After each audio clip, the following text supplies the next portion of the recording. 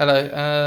I'm having a bit of a problem with my Vax Hoover. It is making an awful sound, which you'll hear in a second.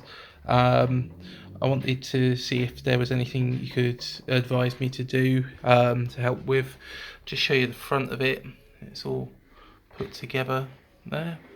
And I'll just turn it on quickly.